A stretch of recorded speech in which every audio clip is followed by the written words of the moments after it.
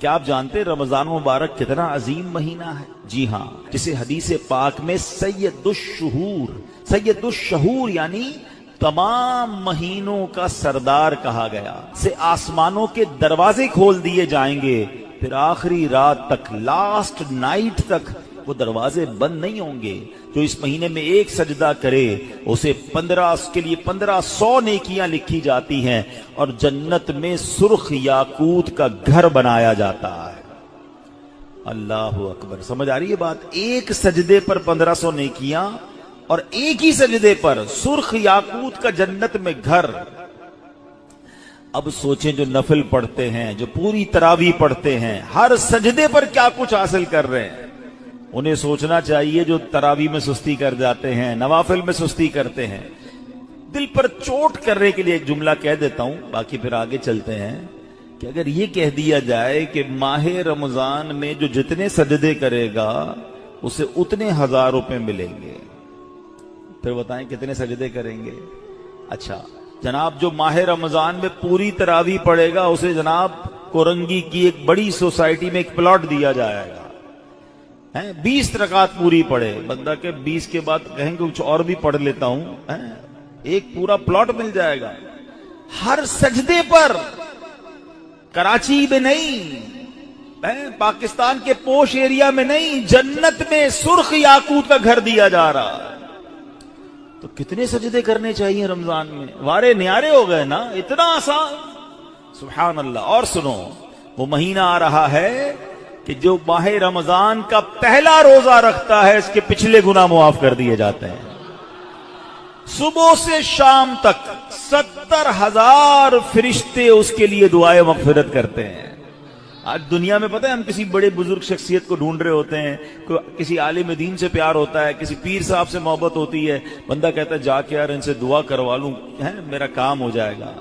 اللہ کے فرشتے، اور وہ بھی کتنے؟ 70,000 صبح سے شام تک روزہ دار کے لیے دعائیں کر رہے ہیں، سبحان اللہ، جس میں نفل کا ثواب فرض کے برابر، فرض کا ثواب 70 گنا بڑھا دیا جائے گا۔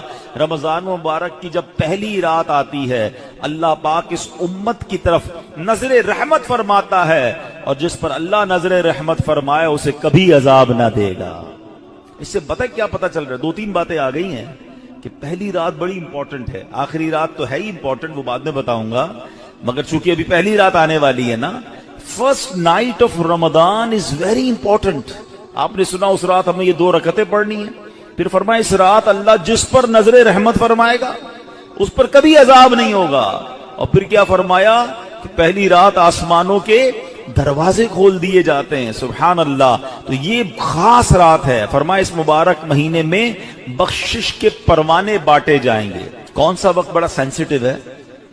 جو افطار کا وقت ہے نا، یہ بڑا سینسیٹیو ہے، بڑا حساس، بڑا خوبصورت وقت ہے۔ حدیث پاک میں آتا ہے جس کا مضمون ہے ہر روز افطار کے وقت 10 لاکھ گناہگاروں کی بخشش کی جائے گی۔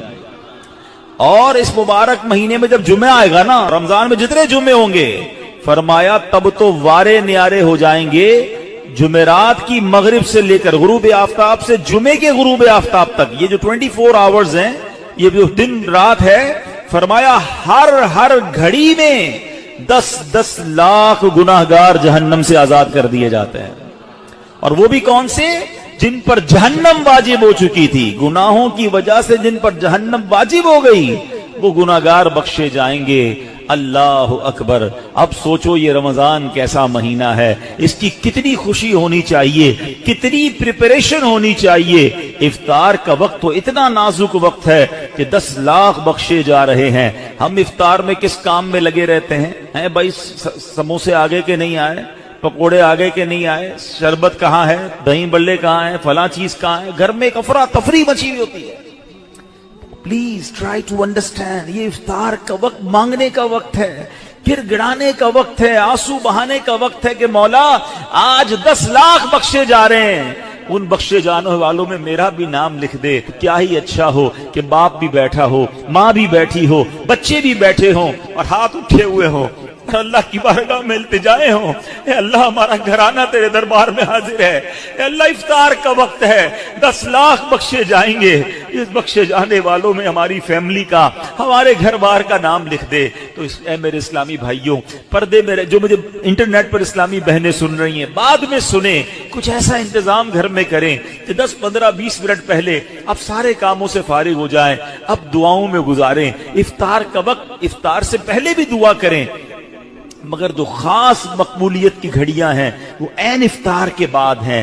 افطار میں لگ جاتے ہیں ہم، کوئی کھجور کھا لی، پانی پی لیا، دوبارہ ہاتھ اٹھائیں، دوبارہ مانگیں، یہ وقت ہے مانگنے کا، یہ قبولیت کی گھڑیاں ہیں۔ اللہ کرے کہ ہم ان لمحات کو پراپر انداز میں، صحیح انداز میں گزارنے میں کامیاب ہو جائیں۔ آپ کے گھر پہ جیسا مہمان آتا ہے آپ ویسی تیاری کرتے ہیں نا، کوئی دور کا مہمان، نارمل مہمان، آپ نارمل سی تیاری کرتے ہیں، اسپیشل مہمان آپ اسپیشل تیاری کرتے ہیں۔ کچھ مہمان ایسے ہوتے ہیں جن کے آنے کے لیے انتظار ہوتا ہے، یقین نہیں آتا وہ ہمارے گھر آ رہے ہیں۔ بندہ گھر بھی سجاتا ہے، صفائی بھی کرتا ہے، خوشبو بھی لگاتا ہے، اچھے اچھے کھانے بناتا ہے، مہمان کی تیاری ہے نا۔ تو رمضان یہ رب کی طرف سے ہمارے لیے مہمان آ رہا ہے، ہماری بخشش کروانے آ رہا ہے۔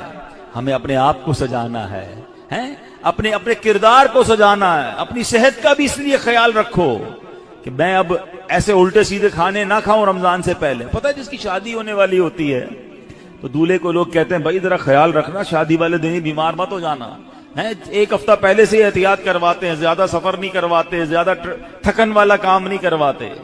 تو کیا ہی اچھا ہو کہ ماہ رمضان سے پہلے ہم اپنی صحت کا خیال رکھیں، تھوڑا سا ریسٹ کریں، مجھے روزے رکھنے ہیں، مجھے انشاءاللہ تراویاں پڑھنی ہیں، اپنے کام کاج کو موڈیفائی کریں۔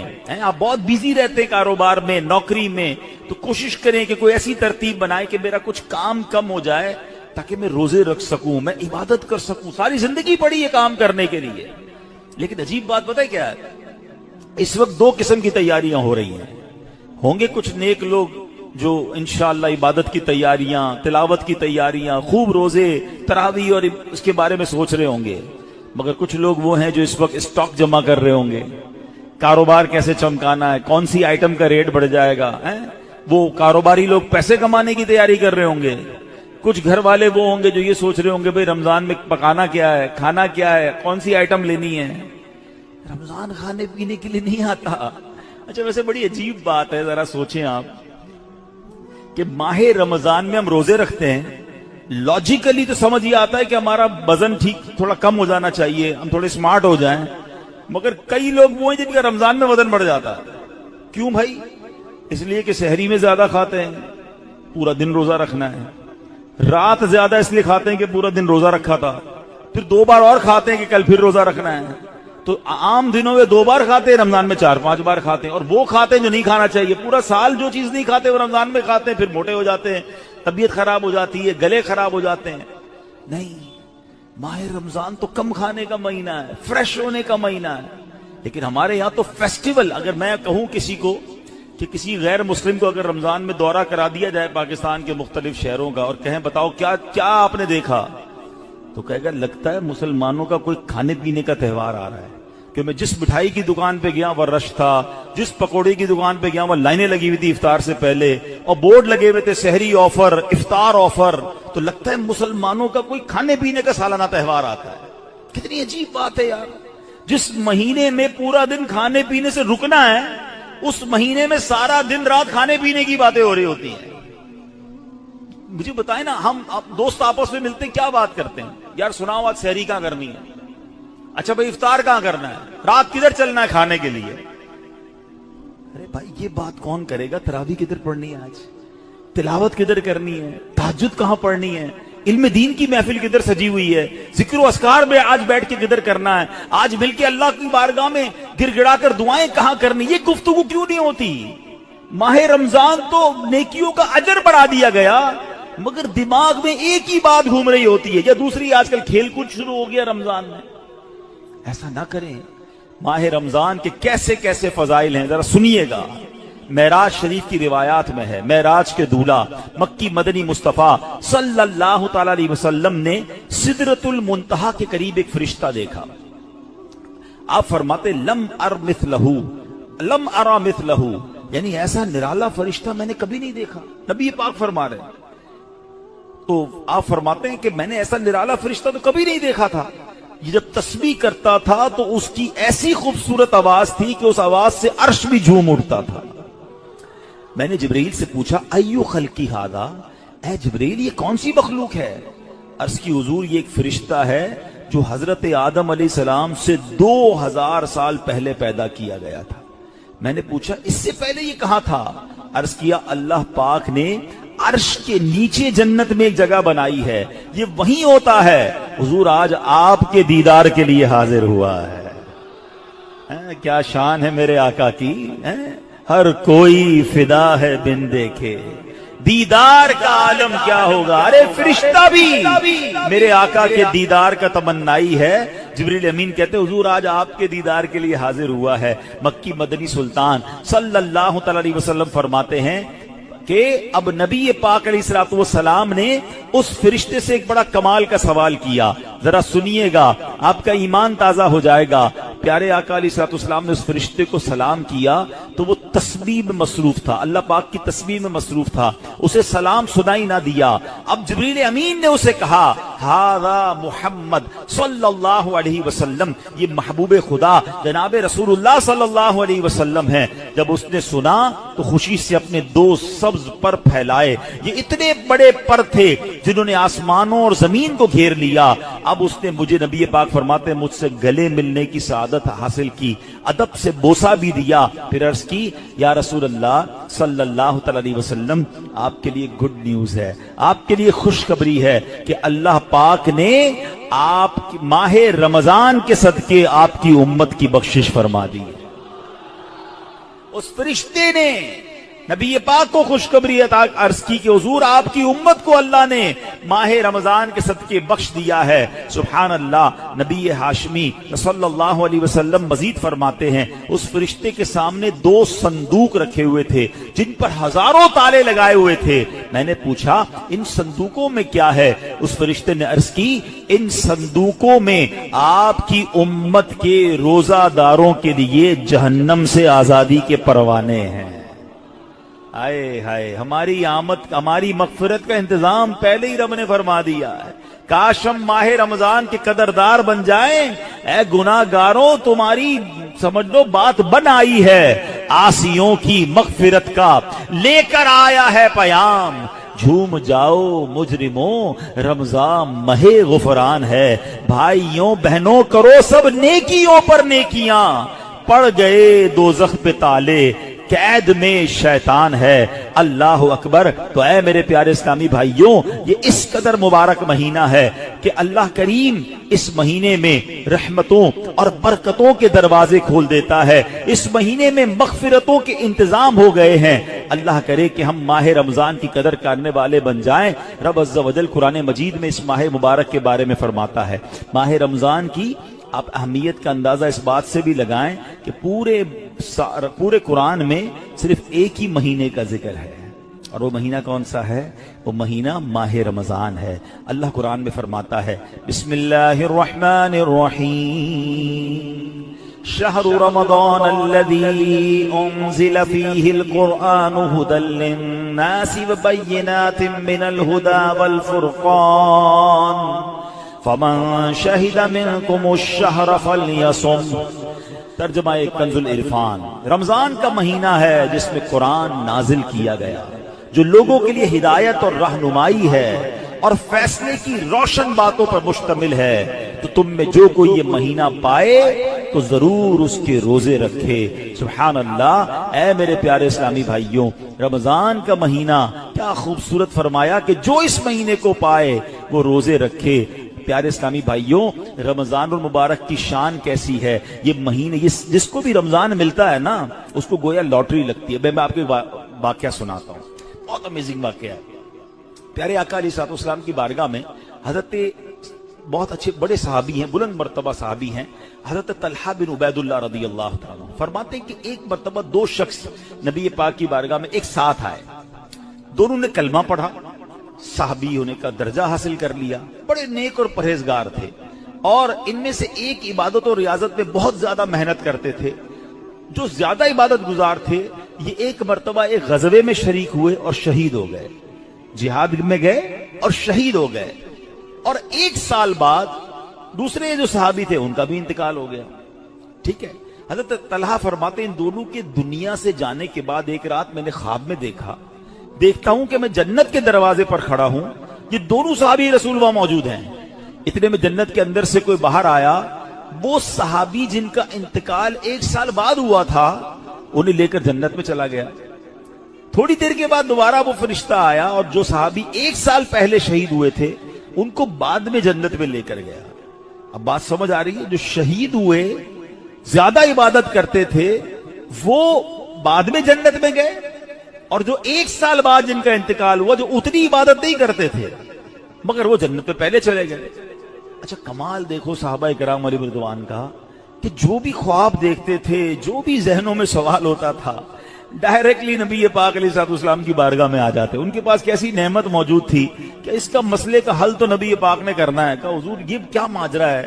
شہید وہ ہوئے، عبادت بھی زیادہ کرتے تھے، جنت میں وہ بعد میں جا رہے ہیں، جن کا انتقال بعد میں ہوا حضور وہ پہلے جا رہے ہیں جنت میں. اللہ اکبر. تو نبی پاک علیہ الصلوۃ والسلام نے کیا خوبصورت جواب دیا. فرمایا یہ دوسرے صحابی 1 سال زیادہ زندہ نہیں رہے؟ کہا جی حضور یہ تو 1 سال زیادہ زندہ رہے. تو فرمایا کیا 1 سال زیادہ زندہ رہنے والے نے 1 سال پہلے شہید ہونے والے سے زیادہ روزے نہیں رکھے 1 سال؟ فرمایا ہاں روزے تو رکھے. تو نبی پاک نے پوچھا کیا اس 1 سال بعد والے نے سجدے زیادہ نہیں کیے؟ عرض کیا جی حضور سجدے بھی زیادہ کیے. تو نبی پاک نے فرمایا بس اسی وجہ سے ان دونوں کے درمیان زمین و آسمان کا فرق ہے. بات سمجھ آ رہی ہے؟ مومن اور نیک آدمی کی لمبی عمر یہ اس کے لیے بہت بڑی سمجھ لو فائدہ ہے کہ وہ جتنا جیتا ہے اتنے سجدے زیادہ کرتا ہے، اتنے رمضان اسے ملتے ہیں. ابھی 15 شعبان کو نوافل پڑھے تھے نا، 2 رکعت یہ بھی تو تھے نا کہ اللہ ہمیں درازی عمر بالخیر عطا فرما.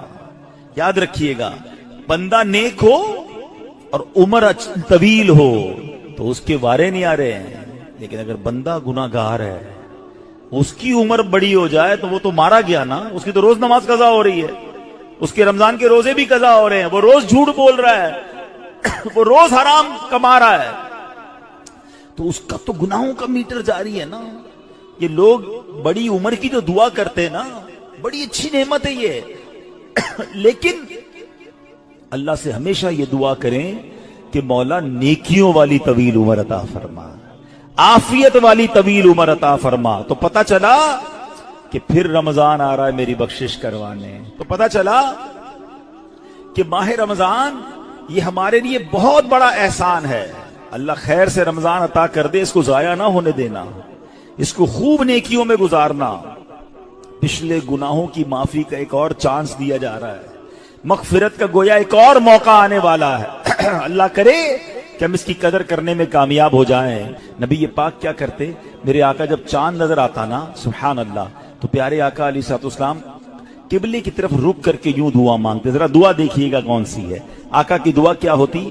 اللہم اہلہ علینا بالامن والامانہ والسلامت والعافیت المجللت ودفاع الاسقام والعون علی الصلاة والصیام والقیام وتلاوت القرآن.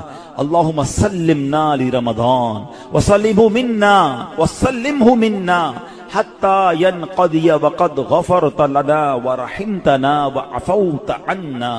اے اللہ اس چاند کو ہم پر امن و امان، سلامتی، مکمل عافیت اور بیماریوں سے حفاظت کا ذریعہ بنا، اور نماز، روزے، عبادت اور تلاوت قرآن پر مدد کا سبب بنا.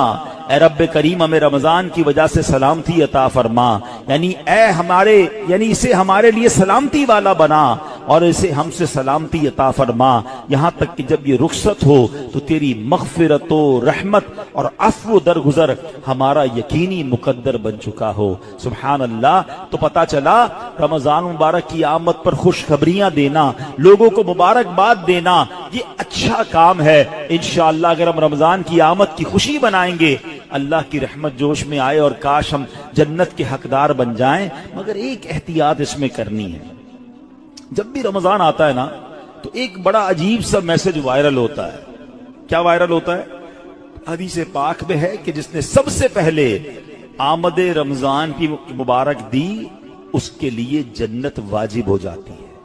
ایسی کوئی حدیث ہمارے آقا مکی مدنی مصطفیٰ صلی اللہ تعالی علیہ وسلم سے ثابت نہیں ہے، نہ ہی رمضان کے بارے میں نہ ہی کسی مبارک مہینے کے بارے میں. ایسے جھوٹے میسیجز کو آگے بڑھانا نہیں چاہیے.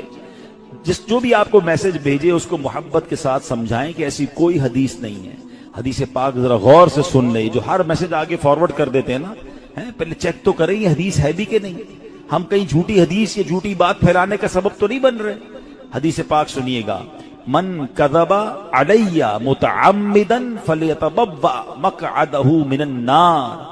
آقا فرماتے جس نے مجھ پر جان بوجھ کر جھوٹ باندھا، مثلا نبی پاک علیہ الصلوۃ والسلام نے کوئی بات فرمائی نہیں تھی اور یہ کہہ دیا کہ پیارے آقا علیہ الصلوۃ والسلام کی حدیث ہے، تو ایسا بندہ اپنا ٹھکانہ جہنم میں بنا لے. تو بالکل بھی اور لوگ اچھا یہ تو عجیب ہے نا، کہیں بیٹھے اللہ قرآن میں یہ فرماتا ہے بھائی، قرآن میں آیا ہے، کدھر آیا ہے بھائی یہ اس کو بھی نہیں پتا ہے. حدیث میں یہ بات آئی ہے، بھائی کون سی حدیث کس کتاب ہے پتا کچھ نہیں ہے، اپنی طرف سے بولی جا رہے ہیں. بھائی کس نے کہا ہے آپ کو قرآن میں آیا ہے، حدیث میں آیا ہے؟ آپ کو جب پتا نہیں ہے، آپ کو یاد نہیں، اتنا سخت معاملہ ہے نبی پاک کی طرف جھوٹ باندھنا ہے. اور آقا نے کیا فرمایا؟ اپنا ٹھکانہ جہنم بنایا. تو آپ کہہ دیں میں نے کہیں پڑھا ہے، ہو سکتا ہے میں نے کہیں سنا ہے. قرآن اور حدیث کی بات کرتے تو لرزہ آ جانا چاہیے. ایک زبر زیر پیش کا ہم فرق نہیں کر سکتے قرآن میں. اور جناب اللہ نے قرآن میں یہ فرمایا، تم کو نہیں پتا قرآن میں یہ ہے، بحث کریں گے اور قرآن کو بیچ میں لے آئیں گے. یہ ہماری خواتین بھی بہت کرتی ہیں. تو مہربانی کر کے اسے توبہ کریں. اور ان معاملات میں جب تک آپ کے سامنے، آپ دیکھیں آج کروڑوں لوگوں کی تقدیریں بدلنے والے، لاکھوں ہزاروں حافظ اور عالم بنانے والی شخصیت امیر اہل سنت، نہ جانے کتنی ہزاروں ان کو حدیثیں یاد ہوں گی، کتنی روایتیں اور آیتیں یاد ہیں. مگر آج بھی آپ مدنی مذاکرے میں دیکھیں یہ کیوں، یہ ہماری تربیت کے لیے کہ وہ پہلے قرآن کی کوئی آیت پڑھنی ہے تو لکھا ہوا سامنے لاتے ہیں، حدیث پڑھنی ہے تو پورا پڑھ کے سناتے تاکہ ایگزیکٹلی وہی لفظ لوگوں کے سامنے جائے جو نبی پاک کے مبارک دہن مبارک سے نکلا ہے.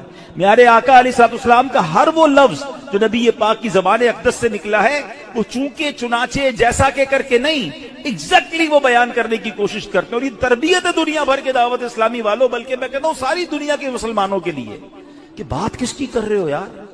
کس کی زبان سے وہ جملہ نکلا ہے آپ کو پتا ہے؟ پوچھو میرے اعلیٰ حضرت سے وہ زبان کیسی ہے، اس کی گفتگو کیسی ہے.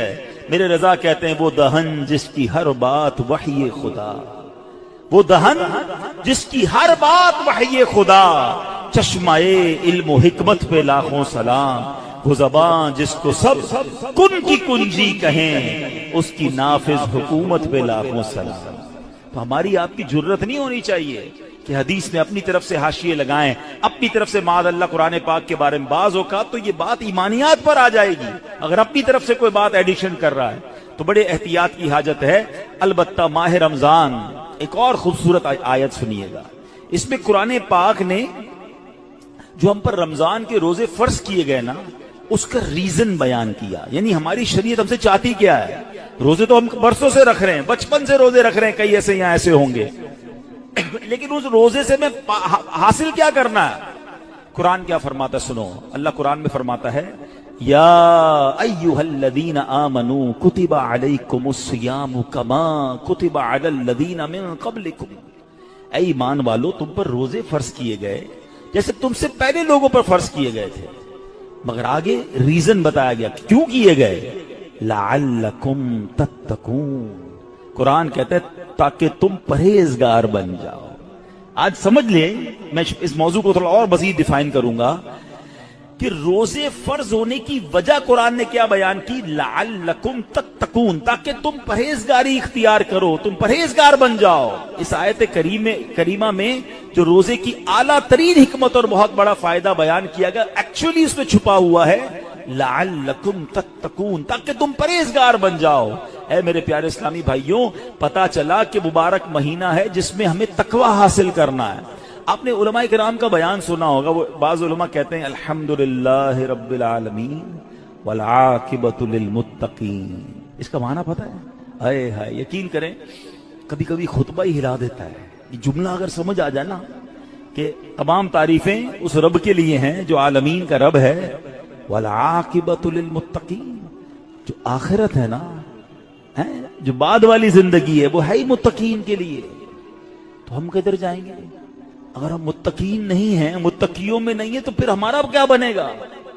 اب ذرا غور کیجئے، تقوی یہ بڑی کمال کی نعمت ہے، آسان نہیں ہے، مگر سبحان اللہ رمضان کا روزہ جو ہے وہ ہمیں متقی بنانے آیا ہے. قرآن کہتا بھی یہی ہے لعلکم تتقون، تاکہ تم پرہیزگار بن جاؤ، متقی بن جاؤ. سبحان اللہ، تقوی کتنی بڑی دولت ہے. حضرت ابو سعید خدری رضی اللہ تعالیٰ عنہ سے روایت ہے، رسول اکرم نور مجسم شفیع معظم صلی اللہ علیہ وسلم نے ایک صحابی کو نصیحت کرتے ہوئے فرمایا، علیک بتقوی اللہ فإنہ جماع کل خیر، تم پر تقوی لازم ہے کہ بے شک تقوی تمام بھلائیوں کا مجموعہ ہے. تمام بھلائیوں کا کمبینیشن کیا ہے؟ وہ تقوی ہے. حجت الاسلام امام محمد غزالی فرماتے ہیں، اے عزیز تجھے جاننا چاہیے کہ تقوی ایک نایاب خزانہ ہے. اگر تم اس خزانے کو حاصل کرنے میں کامیاب ہو گئے تو تم بہت بڑی کامیابی حاصل کر لو گے. یوں سمجھو کہ دنیا اور آخرت کی تمام بھلائیاں تقوی میں جمع کر دی گئی ہیں. اور وہ تقوی کیسے ملے گا؟ وہ روزے سے ملتا ہے. اگر بندہ صحیح معنوں میں روزہ رکھ لے تو انشاءاللہ وہ تقوی اختیار کر لے گا. تو اے میرے پیارے اسلامی بھائیوں، اب ذرا غور کیجئے، ایکچولی رمضان کو نئی زندگی پانے کا مہینہ قرار دیا گیا، نشاط ثانیہ. یہ بڑی کمال کی بات سنیے گا. شاید آپ کو حیرانی ہوگی کہ صوفیہ کرام کے مطابق انسان 2 مرتبہ پیدا ہوتا ہے. ہر انسان، صوفیہ کرام کہتے ہیں 2 مرتبہ پیدا ہوتا ہے. پہلی ولادت تو وہ مشہور ہے جب ہم دنیا میں آئے، کوئی 30 سال پہلے آیا، کوئی 40 سال، ڈیٹ آف برتھ ڈے بناتے نا، وہ تو پہلی ولادت ہے. فرمایا دوسری ولادت وہ ہوتی ہے کہ جب بندہ دل کی پاکیزگی حاصل کر لیتا ہے، جب بندہ باطنی بیماریوں سے، حرص، لالچ، ہوس، دنیا کی محبت، تکبر، خود پسندی سے اپنے آپ کو پاک کر لیتا ہے، یہ اس کی دوسری ولادت ہوتی ہے. یعنی زندگی میں ایک موقع ملتا ہے بدلنے کا، ٹرن اراؤنڈ ہونے کا، اپنے آپ کو سدھارنے کا، سچی توبہ کرنے کا. ایک بار پھر رمضان آ رہا ہے، آؤ دوبارہ جی لیتے ہیں، آؤ دوبارہ بدل جاتے ہیں، آؤ اپنے رب سے دوستی کر لیتے ہیں. جو زندگی گزری ہمیں سب کو معلوم ہے کیسی گزری، کیوں نہ یہ رمضان نشاط ثانیہ کا اپنے آپ کو بدلنے کا مہینہ بنا دیں. اللہ نے پھر موقع دے دیا ہے. اے میرے پیارے اسلامی بھائیو، اس بات کو اس طرح سمجھیے، ایک بزرگ بڑی عمر کے تھے، ان کی عمر 60 یا 70 سال تھی، بال بھی سفید تھے. کسی نے کہا حضور آپ کی عمر کتنی ہے؟ کہتے 4 سال. حضور کیوں مذاق کر رہے ہیں؟ اتنی بڑی عمر ہے، آپ کے تو اپنے پوتے پوتیاں ہوں گی، آپ کہہ رہے ہیں 4 سال عمر ہے. کہتے ہیں بات یہ ہے کہ عمر تو بہت زیادہ ہے، بس توبہ کیے ہوئے 4 سال ہی ہوئے ہیں، اللہ سے دوستی کیے ہوئے 4 ہی سال ہوئے ہیں، باقی زندگی تو کھیلوں میں، گناہوں میں گزار دی ہے. اب آپ سنبھالیں تو کام اپنے سنور جائے، ہم نے تو کمائی سب کھیلوں میں گوائی ہے. پتہ نہیں ہم کب بدلیں گے، کب وہ زندگی پھر حاصل کریں گے، ورنہ زندگی کیسے گزر رہی ہے. ہم میں سے بہت سارے اچھی طرح جانتے ہیں کہ صبح ہوتی ہے، شام ہوتی ہے، زندگی یوں ہی تمام ہوتی ہے. کبھی کبھی تو ڈر لگتا ہے یار کہ زندگی بڑھ رہی ہے، ہمارے گناہ بڑھ رہے ہیں، نیکیاں بڑھ رہی ہیں. کبھی سوچے تو صحیح، کوئی بیلنس شیٹ تو بناؤ کہ ہر گزرنے والا دن ہم اپنی موت کے قریب ہو رہے ہیں. یہ جو برتھ ڈے پر خوشی بناتے ہیں ان کو سوچنا چاہیے. میں نہیں کہتا ناجائز ہے، لیکن جس کی 20 سال کا ہو گیا، 25 سال، 30 سال، آپ سمجھ رہے ہیں آپ آگے بڑھ رہے ہیں، آپ موت کے قریب ہو رہے ہیں. ایک زندگی کا سال کم ہو رہا ہے، ہر گزرنے والا دن ہم قبر کے قریب ہو رہے ہیں. عقل کیا کہتی ہے کہ جو قبر کے جتنا قریب ہوتا جائے اسے نیکیاں اور بڑھانی چاہیے. مگر ہمارا تو ماجرا ہی الگ ہے. اعلیٰ حضرت کہتے ہیں نا، نفس یہ کیا ظلم ہے، جب دیکھو تازہ جرم ہے. نفس یہ کیا ظلم ہے، جب دیکھو تازہ جرم ہے. نہ تمہاں کے سر پہ اتنا بوجھ بھاری، واہ واہ. روز جرم، روز گناہ، روز خطائیں، ہمارا بنے گا کیا؟ تو کتنی کمال کی بات بزرگ نے کہی کہ میری عمر تو 4 سال ہے، کیونکہ اس سے پہلے والی زندگی تو میں شمار ہی نہیں کرتا ہوں. توبہ کی ہے، نمازیں شروع کر دی ہیں، اللہ کو راضی کرنے والے کام شروع کیے، یہی میری اصل زندگی ہے. تو اے میرے پیارے اسلامی بھائیوں، کاش ہمیں یہ بات سمجھ آ جائے اور ہم توبہ کرنے والے بن جائیں. اللہ پاک کے نبی حضرت عیسیٰ علیہ نبینا علیہ الصلوۃ والسلام کا فرمان ہے، لن یلج ملکوت السماوات من لم یولد مرتین، یعنی جو بندہ 2 مرتبہ پیدا نہیں ہوتا وہ آسمانی بادشاہت میں داخل نہیں ہو سکتا. یہ بزرگوں کے اقوال ملتے ہیں کہ دوسری زندگی کب ملی تمہیں؟ توبہ کے بعد والی زندگی، اللہ سے دوستی والی زندگی. اے شراب پینے والو، اے نمازیں قضا کرنے والو، اے حرام کام کرنے والو، اے چھپ چھپ کر گناہ کرنے والو، اے چوری کرنے والو، اے ڈاکہ ڈالنے والو، اے ماں باپ کو ستانے والو، کب تک گناہ کرو گے؟ آؤ وہ مہینہ آ رہا ہے جس مہینے میں ہمیں رب سے دوستی کرنی ہے، جس مہینے میں ہمارے دشمن، ارے ہمیں بہکاتا کون ہے؟ ابلیس نا، شیطان. اسی شیطان کو تو رمضان میں بند کر دیا جاتا ہے. کتنا ہمارے لیے کام آسان ہو گیا، بہکانے والا ہی بند ہے. اب تو توبہ کر لو، اب تو رب سے دوستی کر لو، اب تو اپنی لائف کو ریوائیو کر کے نشاط ثانیہ ایک نئی زندگی حاصل کر لو کہ چلو اس رمضان سے پہلے والی زندگی دوسری، اور اب زندگی الگ ہے. اب اللہ کی رضا والی زندگی، اب سجدوں والی، اب نماز والی، اب حلال والی زندگی ہوگی. آپ نے 2 صحابی کے واقعات سنے، 1 سال زندہ رہے زیادہ، وہ شہید سے آگے بڑھ گئے کیونکہ وہ 1 سال انہوں نے سجدوں میں، نمازوں میں، روزوں میں گزارا. ہمارا ہر سال ہمارے نہ جانے کتنے گناہوں میں اضافہ کرتا ہوگا. ہمیں یہ غور کرنا چاہیے. کاش اب زندگی کو بدلنے میں کامیاب ہو جائیں. حدیث پاک میں فرمایا، ان لکل شیء بابا وان باب العبادۃ الصیام، بے شک ہر چیز کا دروازہ ہوتا ہے اور روزہ عبادت کا دروازہ ہے. تو اے میرے پیارے اسلامی بھائیوں، کاش ہم روزے کی اہمیت کو سمجھیں. تو نبی پاک فرماتے ہیں، قرآن پڑھنے والے کہ یہی لوگ اللہ والے اور خواص میں شامل ہیں، خاص لوگوں میں شامل ہیں، اللہ والے ہیں جو قرآن پڑھنے والے ہیں. اب سوچو کہ ہم قرآن کتنا پڑھتے ہیں. اب چند صورتوں کی فضیلت بھی سن لو. بندہ کہ یار پورا قرآن پڑھنے میں تو ٹائم لگے گا، پورا ہی پڑھنا ہے، لیکن جب جب موقع ملے تو میں کچھ آپ کو خاص صورتیں بتا دیتا ہوں جس کی برکتیں سنتے جاؤ. پیارے آقا علیہ الصلوۃ والسلام فرماتے ہیں، اپنے گھروں کو قبرستان مت بناؤ، بے شک جس گھر میں سورہ بقرہ پڑھی جاتی ہے شیطان اس گھر سے بھاگ جاتا ہے.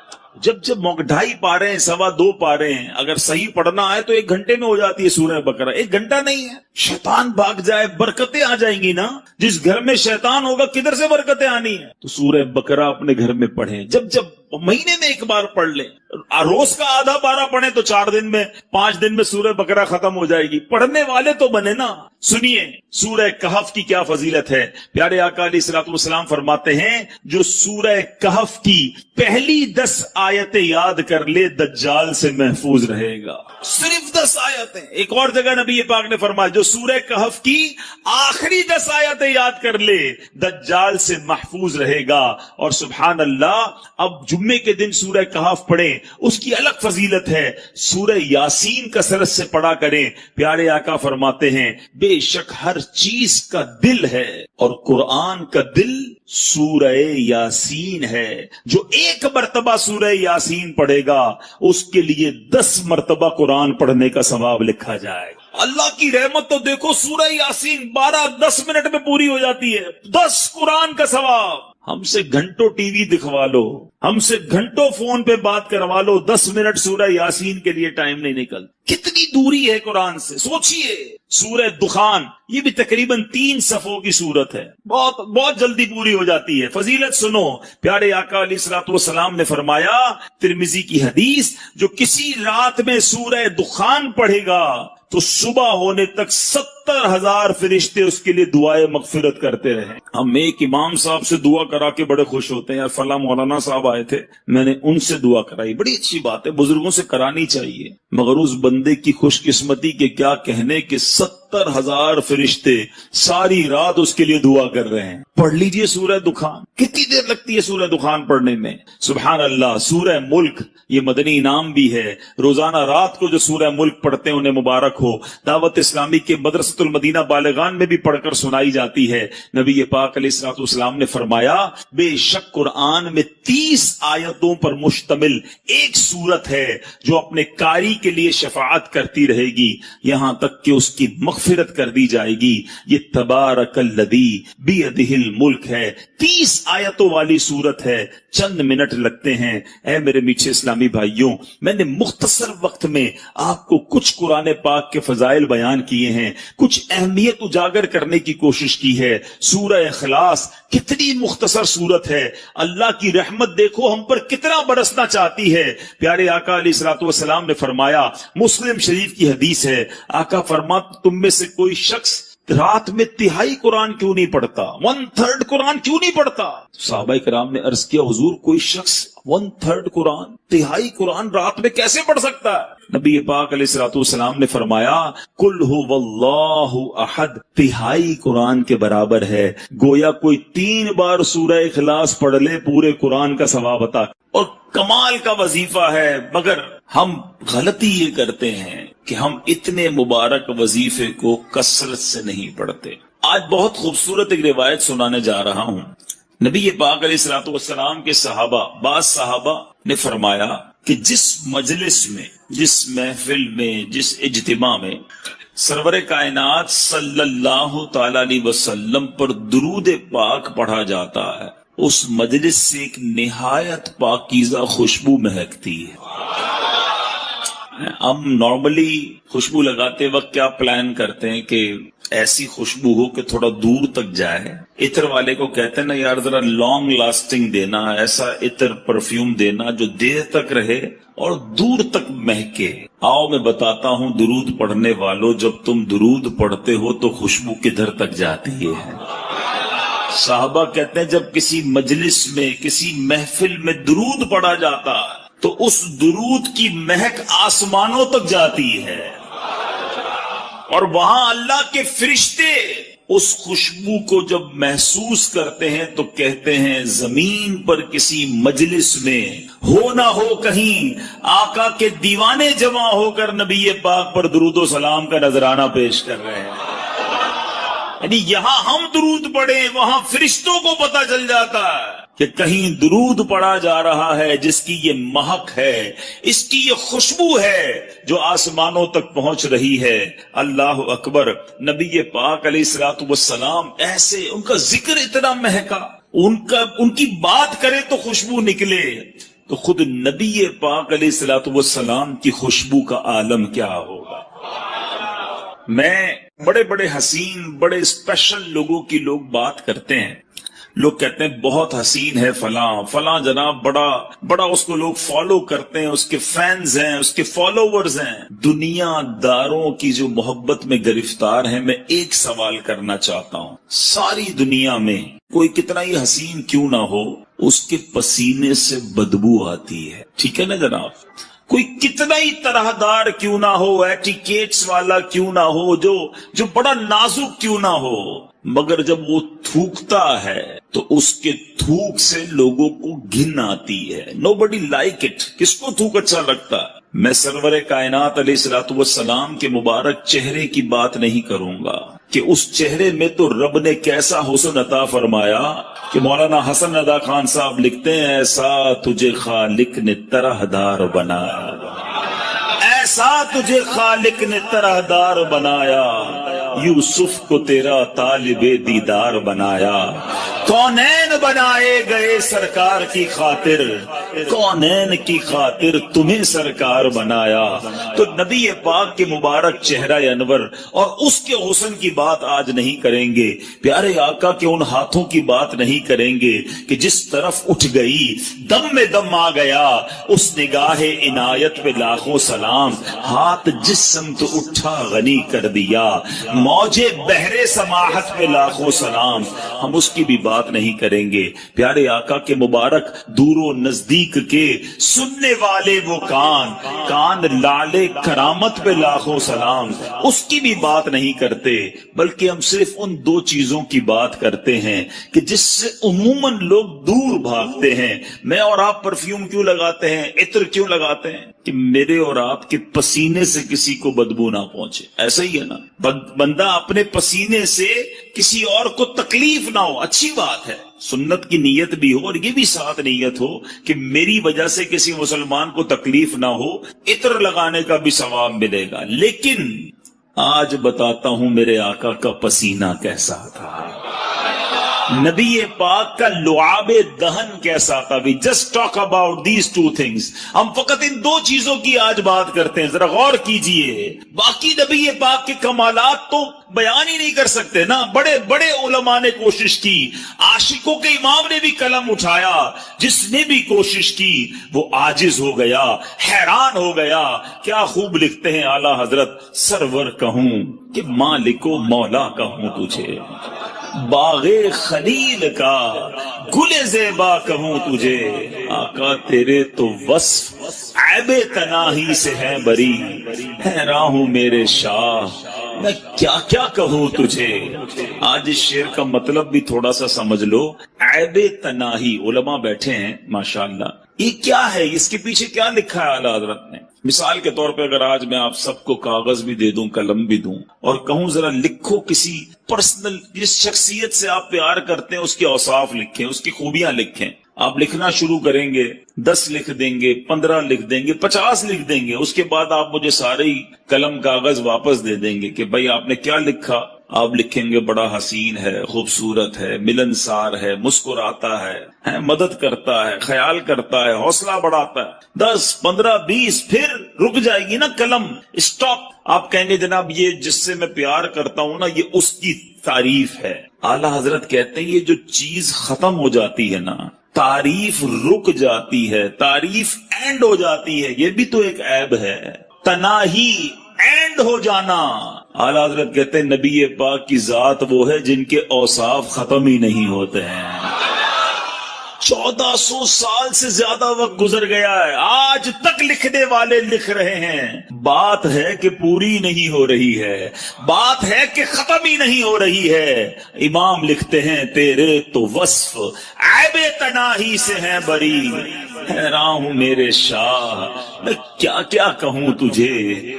लेकिन रजा ने खत्म सुखन इस पे कर दिया, खालिक का बंदा खल्क का आका कहूं तुझे।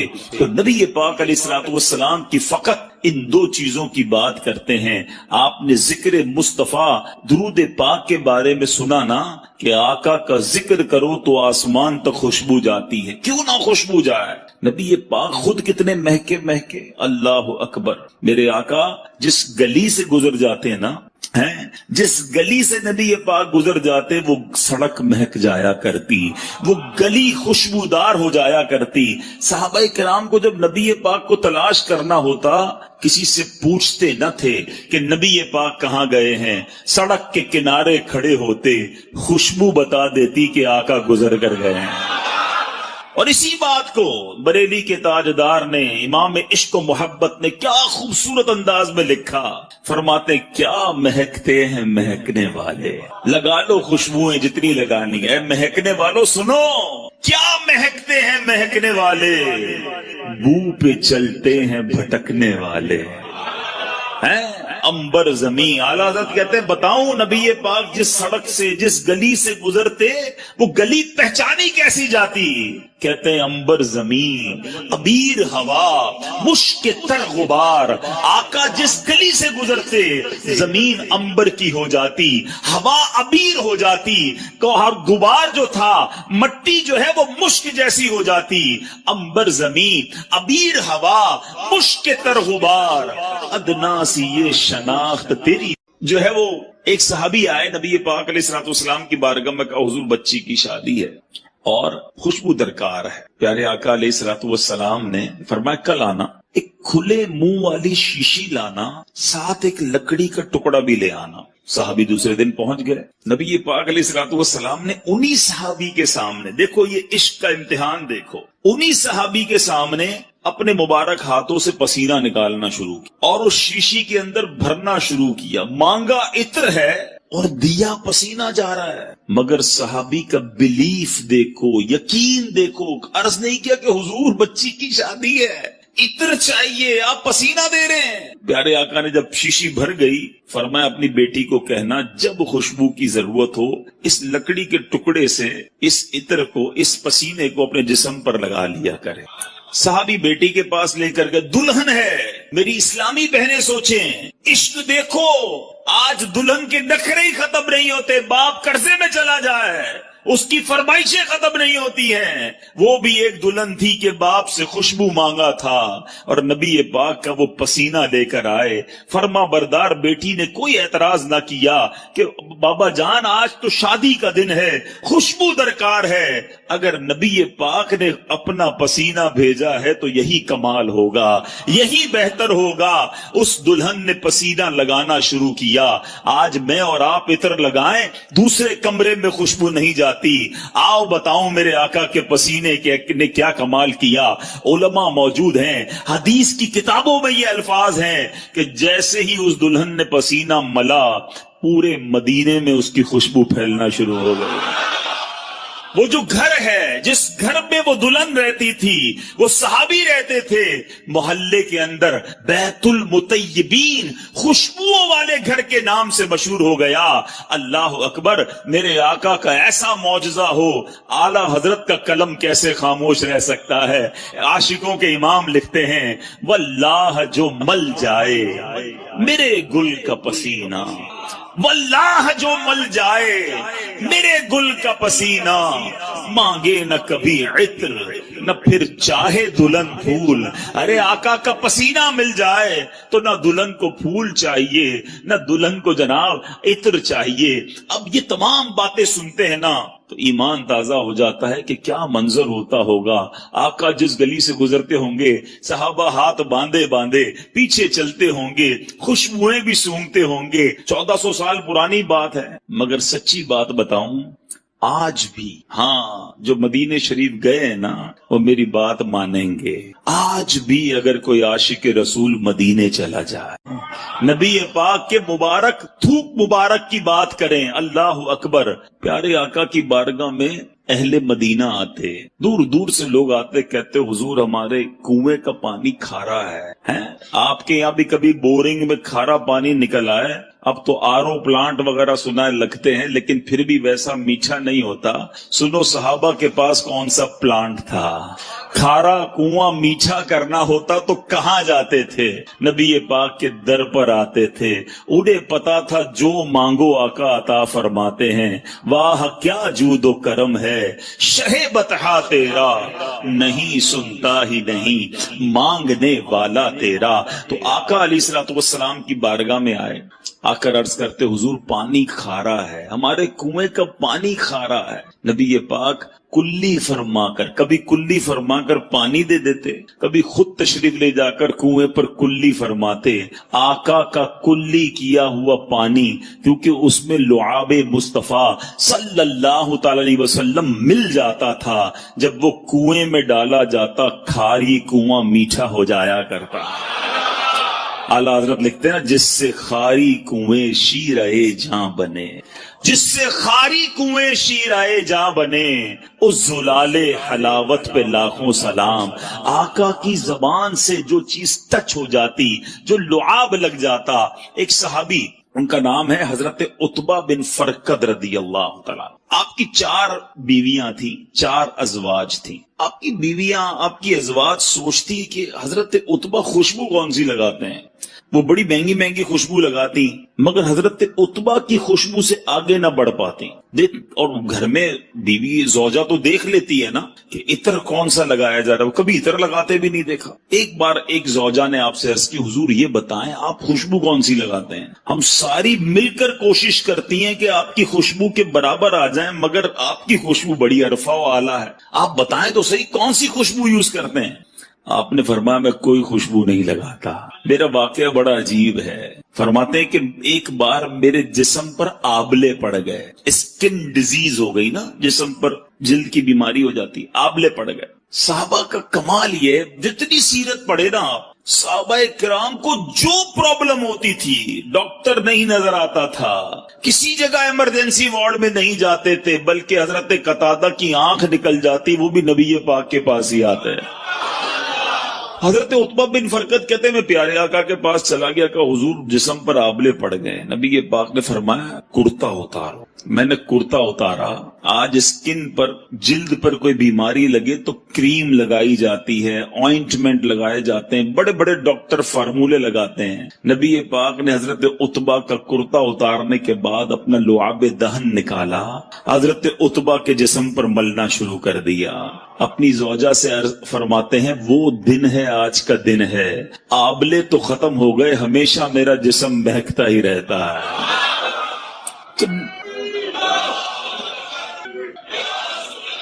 اب ذرا غور کیجئے، نبی پاک سے زیادہ اور کون ہے جس سے پیار کیا جائے؟ آؤ دنیا کے کسی حسین کو لے آؤ سامنے، دنیا کے کسی طرحدار کو لے آؤ، پسینے سے اس کے بو آنی ہے، دھوپ اس کا گھن لاتا ہے۔ نبی پاک وہ ہیں جن کا پسینہ مشک سے زیادہ خوشبودار ہے۔ لعاب دہن جو ہے کسی کے جسم پر مل دو، جسم خوشبودار ہو جاتا ہے۔ تو نبی پاک کو اللہ نے وہ با کمال، وہ حسین اور وہ دل ربا بنایا ہے، تو پھر کیوں نہ نبی پاک سے محبت کی جائے، ان پر اپنا سب کچھ فدا کیا جائے۔ ایک بات سمجھنی ہے، اب میں نے کہا نا کہ ایک چھوٹی سی بات میں نے کی ہے، پیارے آقا کے لعاب کی، نبی پاک کے پسینے کی۔ آپ پیارے آقا کی زندگی کی کسی بھی چیز کو اٹھا لیں، نبی پاک کے کسی عضو کی بات کریں، پیارے آقا کے کسی بھی پارٹ آف دا باڈی کی بات کریں، اس کے مقابلے میں با کمال اور دنیا میں کوئی چیز نہیں ملے گی۔ نبی پاک کی باتیں، پیارے آقا کی پرخیف گفتگو کی بات کریں، ایسا بولنے والا سارے جہان میں کوئی اور نہیں ملے گا۔ نبی پاک کی عادتوں کی بات کریں، ایسی عادتیں دنیا میں کہیں نہیں ملے گی۔ اور ایسے کیسے ملے گا جب نبی پاک کو رب نے حبیب بنایا، اپنا حبیب بنایا، تو پھر پیارے آقا جیسا پھر کسی کو نہ بنایا۔ اور یہ بات میں نہیں کہتا، ایک بار پیارے آقا علیہ الصلوۃ والسلام نے خود جبریل امین سے ارشاد فرمائی، حدیث کا مضمون ہے، جبریل یہ تو بتاؤ، تم نے سارے نبیوں کو دیکھا ہے، سارے جہان کو دیکھا ہے، کیا تم نے ہم جیسا، مجھ جیسا کسی اور کو پایا؟ جبریل امین کا جو جواب ہے نا، وہ میں اعلیٰ حضرت کے شعر کے ذریعے دینا چاہتا ہوں۔ اعلیٰ حضرت لکھتے ہیں، یہی بولے سدرا والے، سدرۃ المنتہا پہ رہتے ہیں نا جبریل امین، یہی بولے سدرا والے، چمنے جہاں کے تھالے۔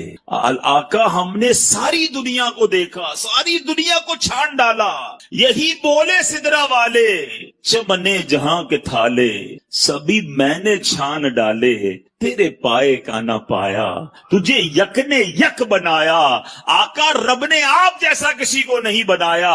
اب آؤ بتاتا ہوں، جب جبریل امین نے نبی پاک جیسا کسی کو نہیں دیکھا نا، تو پھر نبی پاک سے اٹیچمنٹ کیسی ہو گئی، پیارے آقا سے محبت کیسی ہو گئی۔ سارے نبیوں کے پاس گئے ہیں، مگر تفاسیر کی کتابوں میں سبحان اللہ لکھا، حضرت آدم علیہ السلام کے پاس جبریل امین 12 مرتبہ حاضر۔ کتنی بار؟ حضرت سیدنا ادریس علیہ السلام کے پاس 4 مرتبہ حاضر ہوئے. حضرت سیدنا نوح علی نبینا علیہ السلام کے پاس 50 مرتبہ حاضر ہوئے. حضرت سیدنا ابراہیم علیہ السلام کے پاس 42 ٹائمز 42 بار حاضر ہوئے. حضرت سیدنا موسیٰ کلیم اللہ علی نبینا علیہ السلام کے پاس 400 بار حاضر ہوئے. اور اب بتاتا ہوں حضرت عیسیٰ علیہ السلام کے پاس جو روح اللہ ہیں 10 بار حاضر ہوئے.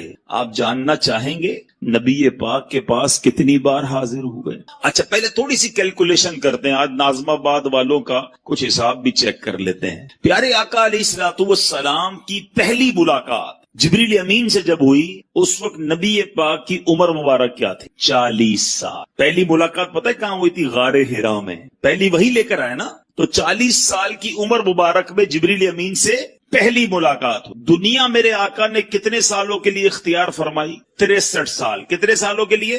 ظاہری پردہ فرما لیا. اس کے بعد 40 سال 63 سال کتنے سال بچے؟ 23 سال. Very good. 23 ایئرز ملاقات کے رہے. 23 سال میں دن کتنے ہوتے ہیں؟ 360 دن ہوتے ہیں تقریباً ایک اسلامی سال میں. 10 سال میں کتنے دن ہو گئے؟ 3600 دن. ٹھیک ہے. کتنے دن ہو گئے؟ 3600. 20 سال میں کتنے ہو گئے؟ 7200. ٹھیک ہے.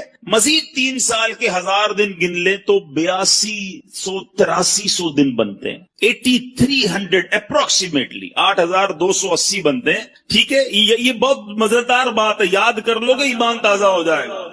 8280 دن ہیں میرے آقا کی ظاہری حیات کے پہلی ملاقات سے لے کر دنیا سے پردہ فرمانے تک.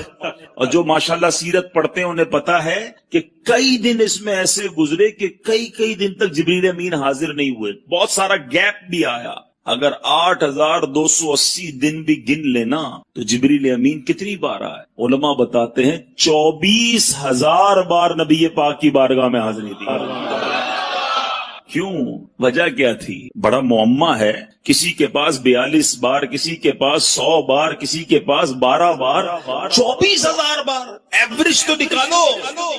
8,000 دن میں 24,000 بار کا مطلب یہ بنتا ہے کہ روزانہ 3 بار. اور کدھر سے آتے تھے؟ برابر گلی سے نہیں, سدرۃ المنتہا. ڈسٹینس کتنا ہے سدرۃ المنتہا کا؟ یہ بھی حدیث بتاتی ہے. احادیث میں یہ مضمون موجود ہے کہ زمین سے پہلے آسمان کا فاصلہ 500 سال, پہلے آسمان سے دوسرے آسمان کا فاصلہ 500 سال.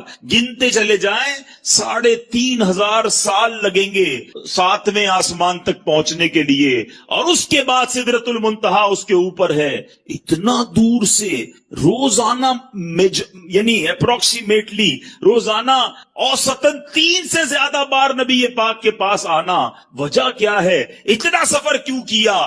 اور انبیاء کے پاس تو تھوڑی بار گئے. بات یہ ہے ہمارے پاس جواب اگر ہمیں ڈھونڈنا ہوتا ہے تو کبھی اعلیٰ حضرت کی بارگاہ میں حاضری دیتے ہیں. آؤ آج برادر اعلیٰ حضرت سے پوچھتے ہیں. شہنشاہ سخن لکھتے ہیں بے لکھائے یار ان کو چین آ جاتا اگر. کہتے بات یہ ہے نبی پاک کو پہلی بار دیکھا اس کے بعد چین ہی نہیں آتا تھا. آقا سے ملے بغیر قرار ہی نہیں آتا تھا. بے لکھائے یار ان کو چین آ جاتا اگر بار بار آتے نہ یوں. جبریل سدرہ چھوڑ کر سدرۃ المنتہا چھوڑ کر بار بار اس لیے آنا ہے کہ نبی پاک کا جلوہ دیکھنا ہے. کیوں کہ ایسے یہی بولے سدرہ والے چمنے جہاں کے کھالے سبھی میں نے چھان ڈالے. آقا تیرے پائے کا نہ پایا تجھے یک نے یک بنایا.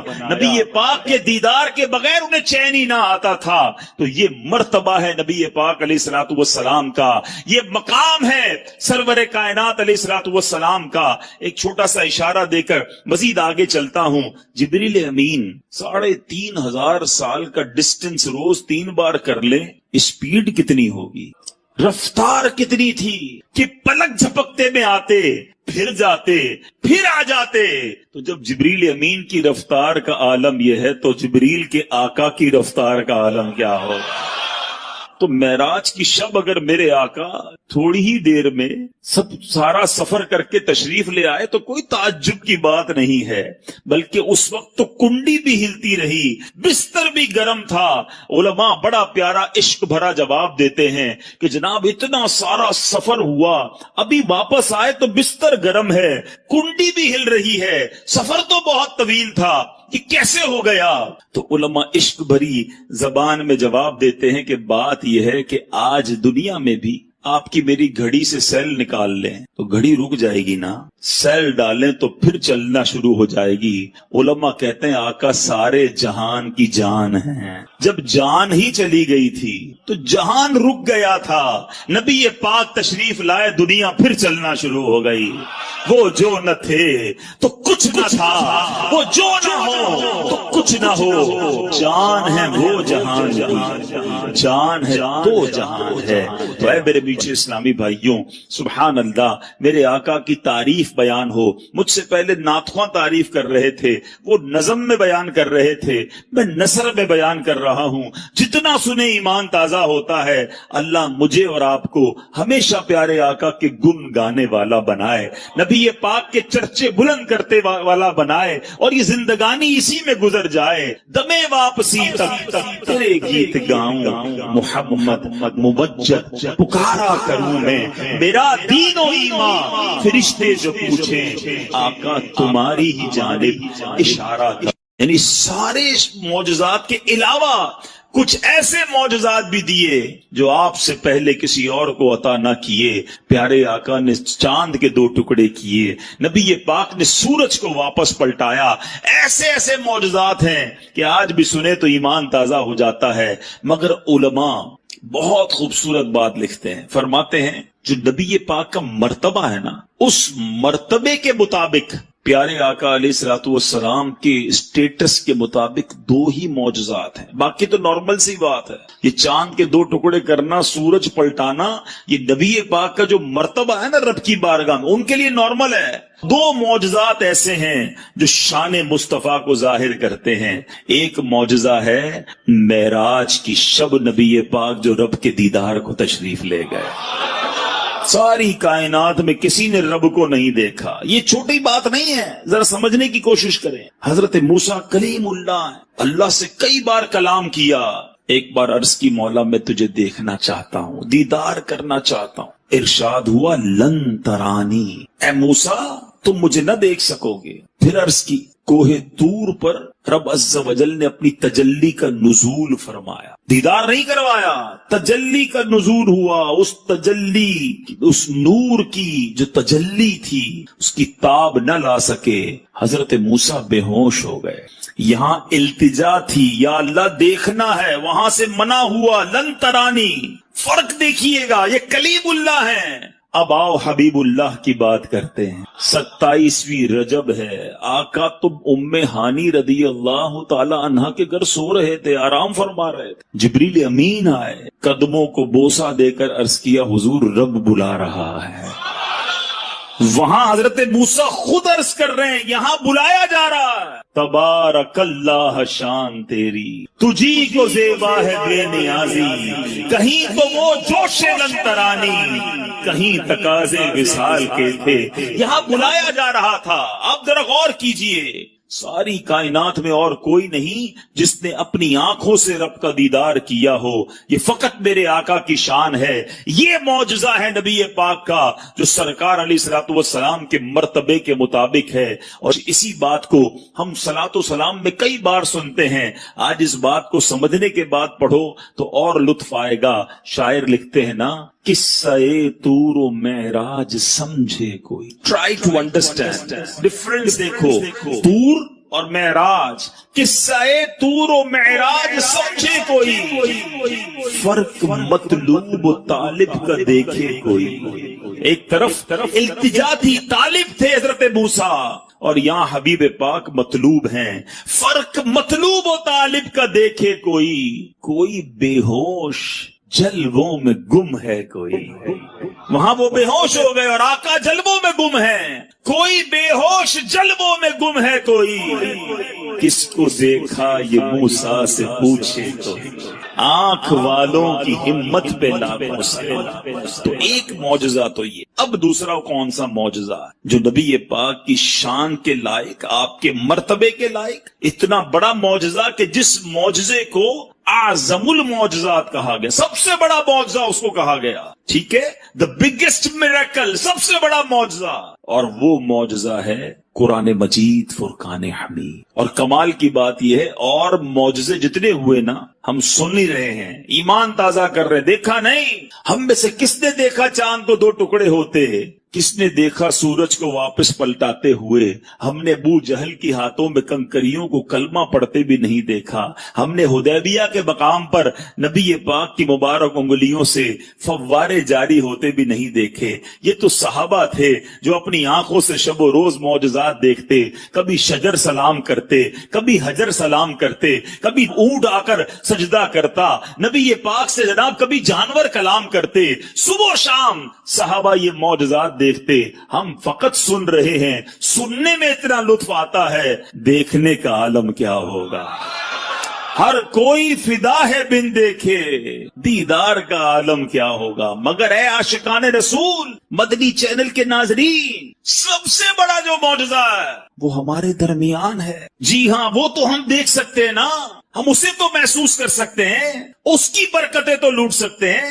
قرآن کا اعجاز دیکھو، آج بھی 1400 سال سے زیادہ عرصہ گزر گیا ہے، زبر زیر پیش کا فرق نہیں آ سکتا.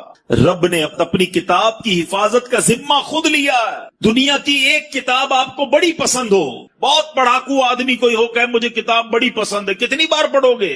2 بار، 4 بار، 5 بار، 6 بار. پھر آپ کہو گے یار بہت پڑھ لیا، بور ہو گیا، لائبریری میں رکھ دو. قرآن کا اعجاز یہ ہے، 1000 بار پڑھو، ہر بار نیا لطف دیتا ہے.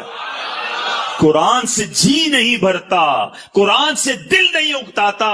ارے بندے کو عربی نہ آئے، صحیح قرآن پڑھنے والا مل جائے، قاری پڑھتا رہے، بندہ رونا شروع کر دیتا. یہ وہ چاشنی ہے، یہ وہ نور ہے، یہ وہ رکت ہے جو قرآن اپنا اعجاز آج بھی دکھاتا ہے. یہ پیارے آقا کا معجزہ آج بھی میں اور آپ اپنی آنکھوں سے دیکھ سکتے ہیں. 5-6 سال کا بچہ ہوتا ہے، اپنے گھر کی زبان سیدھی بولنا نہیں آتی، مگر پورا قرآن اسے زبانی یاد ہو جاتا ہے. یہ قرآن کا کمال نہیں تو کیا ہے، ہمارے سامنے ہے. اور کتنے فضائل ہیں قرآن کے، کتنی حدیثیں ہیں قرآن کی جناب فضائل کے اندر. مگر آج ہمارے پاس قرآن پڑھنے کا ٹائم نہیں. اے میلاد منانے والوں، نبی پاک سے محبت کرنے والوں، مجھے بتائیے کہ پیارے آقا کا یہ معجزہ، یہ رب کا کلام ہمارے درمیان ہے، مگر ہم میں سے کون قرآن پڑھتا؟ اور قرآن اگر پڑھے نا اور اس کو سمجھے بھی، اللہ اکبر، ایسے ایسے واقعات ہیں، ایسی ایسی اس کی سبحان اللہ آیتیں ہیں. اگر انڈرسٹینڈ کرنا شروع کریں تو بندے کا ایمان تازہ ہو جاتا ہے کہ رب نے کیا کیا ہمارے لیے ارشادات فرمائے ہیں. مگر آج صبح اٹھ کے نیوز پیپر پڑھنے کا ٹائم ہے، رات سوتے ہوئے خبریں دیکھنے کا ٹائم ہے، موبائل فون کے سارے میسج پڑھیں گے، جتنے واٹس ایپ ہیں سارے چیک کریں گے، مگر پورے دن میں قرآن نہیں پڑھیں گے. بتائیے یہ کیسی نبی پاک سے محبت ہے؟ قرآن سے دور رہ کر زندگی اچھی نہیں. میں آپ کو انشاءاللہ حدیثیں سناؤں گا کہ جس نبی علیہ الصلوۃ والسلام کا میلاد منانے جمع ہوئے ہیں. ارے میلادی جو ہے وہ قاری بھی ہونا چاہیے، اس کو قرآن بھی صحیح پڑھنا آنا چاہیے، اور قرآن سے اس کی پکی دوستی بھی ہونی چاہیے کہ جس نبی کا میلاد بنایا میرے آقا پر قرآن نازل ہوا. ان کے سینہ اطہر کو اللہ نے ایسی طاقت دی، کیونکہ قرآن خود فرماتا ہے ہم قرآن کو کسی پہاڑ پر اتارتے، خوف الہی سے وہ ریزہ ریزہ ہو جاتا. اللہ تبارک و تعالی نے قلب مصطفیٰ کو یہ طاقت عطا فرمائی کہ ان کے سینے پر قرآن نازل ہوا. جس نبی سے تمہیں محبت ہے انہوں نے یہ تحفہ ہمیں دیا ہے. اے اللہ میں حاضر ہوں، تیرا بندہ ہوں، تو نے پیدا کیا، تو نے رزق دیا، تو نے ہمیں صحت دی، تو نے سب کچھ دیا، ایمان کی دولت تو نے دی. اے اللہ میں تیرا بندہ بن کر رہوں گا، میں تیری اطاعت کروں گا، تجھے ناراض کرنے والے کاموں سے بچوں گا. مگر آج حال یہ ہے میرے پیارے اسلامی بھائی، اب میں جو جملہ کہنے جا رہا ہوں نا وہ بڑا سخت ہے. آج حال یہ ہے کہ آج اللہ کو لبیک لوگ نہیں کہہ رہے، ایسا لگتا ہے شیطان کو لبیک کہہ رہے. زبان سے نہیں کہتے، مگر سچ بتاؤ مانتے کس کی ہیں؟ صبح ہوئی، رب کا حکم تو فجر پڑھنا تھا نا، تمہاری فجر قضا ہوئی، تم نے اللہ کی بارگاہ میں لبیک کہی، شیطان کی بات کہی لبیک۔ ظہر ہوئی، تمہاری ظہر قضا ہوئی، تم نے کس کو لبیک کہا؟ رحمان کو یا شیطان کو؟ تمہاری مغرب قضا ہو جاتی ہے، عشاء قضا ہو جاتی ہے، جھوٹ بولتے ہو، حرام کماتے ہو، حرام دیکھتے ہو، سوچو جو گناہ کرنے والا یہ کس کو لبیک کہہ رہا ہے؟ افسوس یہ ہے کہ اگر پورے دن میں ہم اپنے اعمال لکھیں نا تو ایسا لگتا ہے دن میں کئی بار شیطان کو لبیک کہہ رہے ہیں، اللہ کو لبیک نہیں کہہ رہے۔ اللہ کو لبیک کہنے والا اس کی نماز کیسے جاتی ہے؟ وہ حرام کیسے کمائے گا؟ وہ جھوٹ کیسے بولے گا؟ وہ ظلم کیسے کرے گا؟ وہ ماں باپ کو کیسے ستائے گا؟ وہ شراب کیسے پیے گا؟ وہ جوا کیسے کھیلے گا؟ نہ کرو ایسا، اللہ کے ہو جاؤ، اللہ یہ ساری دنیا تمہاری کر دے گا۔ ابھی بھی